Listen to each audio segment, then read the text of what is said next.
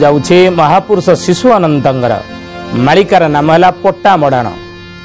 ये पट्टा मडाण रे कलिजुगर भविष्यत विषय रे शिष्य बारंग आगरे शिशु अनंत कौन कही कौन भविष्यतवाणी करिसेंती गोटे पद आज आम नवा ना केहूँ ठारे प्रभु हे बेजा नामा चतुर्पाशरे की संकेत मान चतुर्पाशरे की संकेत मान चतुर्पाशरे की संकेत मान। सुधीयानी ज्ञानी गुणी मंडली कली भगवान महाप्रभुंर कलिकी अवतार को नहीं शेष अवतार प्रभुंर कौन कलिकी अवतार म्लेच्छ निबह निधने कलय असी कर बालम धूम केतुमीव किमपि करालम के सब धुरुत कलिकी शरीर जय जगदीश हरे जयदेव लिखिं ये पदटी प्रभुंर शेष अवतार हूँ कौन कलिकी अवतार। हरिदास महापुरुष मैत्र नीलाद्रि नंदन आगे मध्य तार समर्थन करजनी कौन समर्थन करजनी ना कलंकी रूप को धरिलो बौड़ा कला धड़ा घोड़ा चढ़ी कला धड़ा घोड़ा चढ़ी हे सुजने कला धड़ा घोड़ा चढ़ी कृष्ण बड़ राम मेछ संगारी में मार हाथ खंडा धरी सुण सुजने गुणी बेड़ काल आसी लाणीरे सुण सुजने गुणी।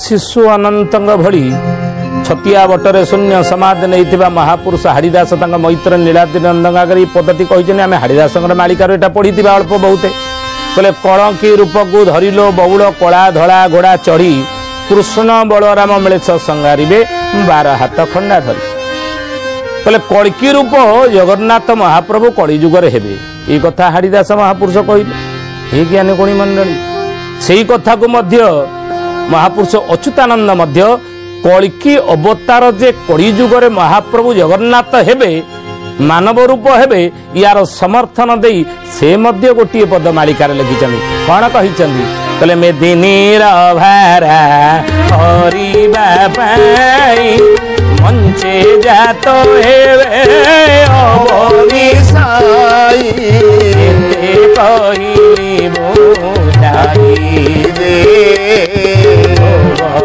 घाटरे जोगटी पड़िब ये कथा जानी था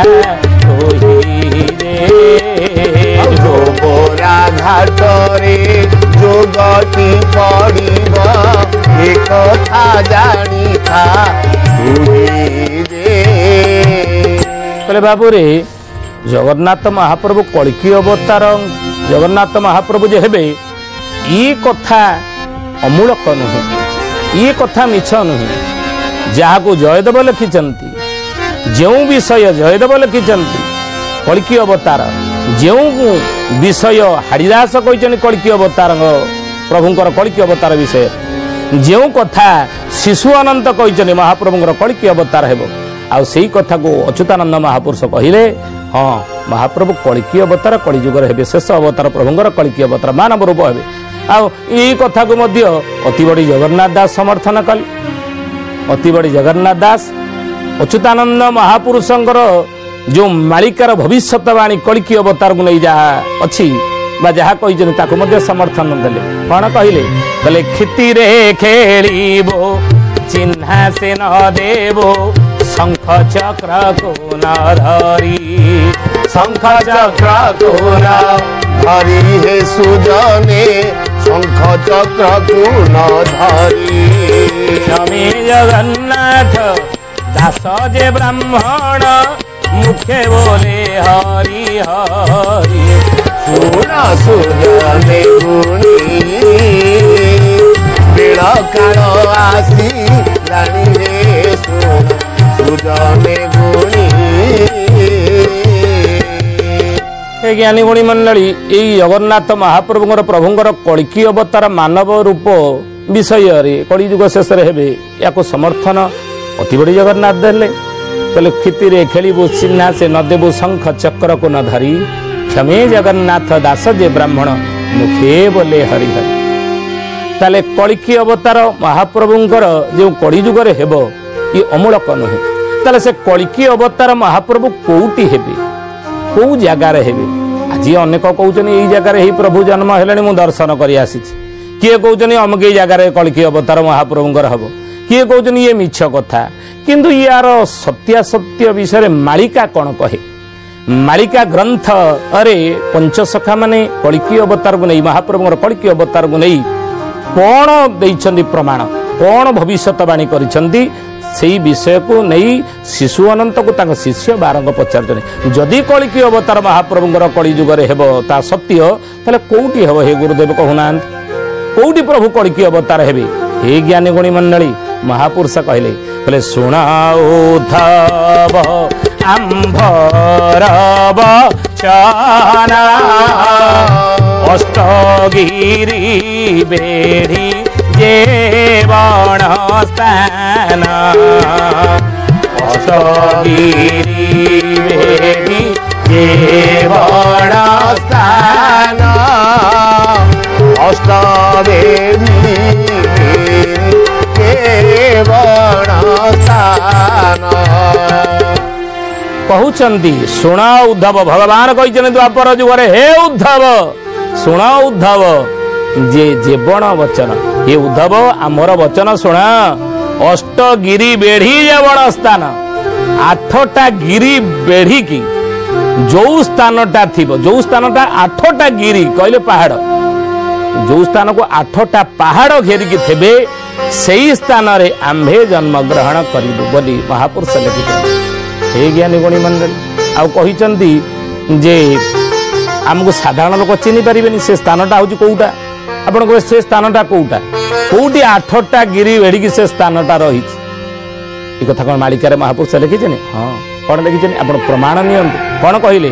କହିଲେ ଚାରି ଦିଗେ ଚାରି ଶିବ ଜାଣିବା ସୁବର୍ଣ୍ଣ ଲିଙ୍ଗ ଯେ ପଶ୍ଚିମେ ଥିବ, ସୁବର୍ଣ୍ଣ ଲିଙ୍ଗ ଯେ ପଶ୍ଚିମେ ଥିବ, ସୁବର୍ଣ୍ଣ ଲିଙ୍ଗ ଯେ ପଶ୍ଚିମେ ଥିବ। ପ୍ରଥମେ ଆମେ ଆଲୋଚନା କରିବା 8ଟା ଗିରି କହିଲେ 8ଟା ପାହାଡ଼ ଘେରା ସେ ସ୍ଥାନଟା କୋଉଟା ଆଉ ସେ ପାହାଡ଼ ଗୁଡ଼ିକର ନାମ କ'ଣ ଦେଖନ୍ତୁ। ପ୍ରଥମ ପାହାଡ଼ ହେଲା ମଣିନାଗ ପାହାଡ଼। ଆପଣ ଜାଣିଥିବେ ଯାଇଥିବେ ମଧ୍ୟ ଅନେକ ଆମ ଭିତରୁ। ସେ ମଣିନାଗ ଗୁମ୍ଫା କୋଉଟା? ମଣିନାଗ ପାହାଡ଼। କଟୁକୁରୁ ଆପଣ ଯିବେ ଚଣ୍ଡିଖୋଲ, କଟୁକୁରୁ ଚଣ୍ଡିଖୋଲ ଯିବା ମାର୍ଗରେ ଗୋଟେ ପଡ଼ିବ କ'ଣ ନା ମଣିନାଗ ଗୁମ୍ଫା ପାହାଡ଼ ବା ଜଳୌକା। ସେ ଜଳୌକା ପାହାଡ଼ ମଣିନାଗ ପାହାଡ଼ ଇଏ ହେଲା ଏକ। ଦ୍ୱିତୀୟ ପାହାଡ଼ ହେଲା କ'ଣ? ଦ୍ୱିତୀୟ ଗିରି ହେଲା ଜଳୌକା ପାହାଡ଼, ଇଏ 2ଟି। ତୃତୀୟ ହେଲା କ'ଣ? ଗନ୍ଧମାର୍ଦ୍ଦନ ଗିରି, ଗନ୍ଧମାର୍ଦ୍ଦନ ପାହାଡ଼ ସେଇଠି ଅଛି। ଚତୁର୍ଥ ହେଲା କ'ଣ? ହେମଗିରି। 5ରେ ହେଲା କ'ଣ? ନୀଳଗିରି। 6ରେ ହେଲା କ'ଣ? କଳାଗିରି। 7ରେ ହେଲା ଡାଳିମ୍ବ ପର୍ବତ ବା ଡାଳିମ୍ବ ପାହାଡ଼ ଡାଳିମ୍ବଗିରି ଏବଂ 8ରେ ହେଲା ଧନିଆଗିରି। ନିକଟରେ ଅଛି ଛତିଆ ନିକଟରେ, ଯାହା ବିଷୟରେ ଅଚ୍ୟୁତାନନ୍ଦ ମହାପୁରୁଷ ଶିବ କଳ୍ପରେ କହିଛନ୍ତି। କହିଲେ ଧନିଆଗିରିରେ ଧନ ରହିଅଛି ସେଦିନ ଦୁର୍ଦିନ ପାଇଁ, ସେଦିନ ଦୁର୍ଦିନ ପାଇଁ ହେ ସୁଜନେ, ସେଦିନ ଦୁର୍ଦିନ ପାଇ ମାନଧାତା ଧର୍ମ ରାଜ ରଖି ଗଲେ କଳି ଯୁଗ ଲୀଳା ପାଇଁ। ଶୁଣ ସୁଜନେ ଗୁଣି ବେଳ କାଳ ଆସିଲାଣି ହେ ଶୁଣ ସୁଜନେ ଗୁଣି। ସୁଧିଜାନି ମହାପୁରୁଷ କହିଲେ ଧନିଆଗିରିରେ ଧନ ରହିଛି। ଧନିଆଗିରି ପାହାଡ଼ ଛତିଆ ନିକଟରେ ରହିଛି। ଯାହାକୁ ଗୁପ୍ତଗିରି ବୋଲି ଅନ୍ୟ ନାଁ ତାର ଅଛି କହନ୍ତି। ଗୁପ୍ତଗିରି କାହିଁକି ଗୁପ୍ତ? ନା ଗୁପ୍ତରେ ସବୁ ଧନ ସମ୍ପତ୍ତି ଅଛି। से गुप्तरे बहुत धन अच्छी बोली अतीत आम आलोचना करछे पूर्व धनियागिरी पहाड़ विषय धन ओडिशार कौ कौ जगार रही विषय आम आलोचना कर सारी किंतु जेहेतु ये प्रसंग चाहिला धनियागिरी कथा पदुटी मालिकर आम आलोचना कले तेणु महापुरुष कहते गुप्तगिरी कहते गुप्तरे बहुत धन संपत्ति रही धनियागिरी पहाड़ में गुप्तगिरी कहती तेणु सी धनियागिरी पहाड़ या 8 रे धनियागिरी पहाड़ तेणु 8टा गिरी 8टा पहाड़ घेरिकी जो स्थान थिब सेई स्थान रे महापुरुष कहले आंबे जन्म ग्रहण कर अर्थ प्रभु जन्म ग्रहण करिथिबे बोली मालिकार महापुरुष लिखिछन एहा मने रखी बोरे उद्धाव तो आगे कहूची सत्य दारु मूर्ति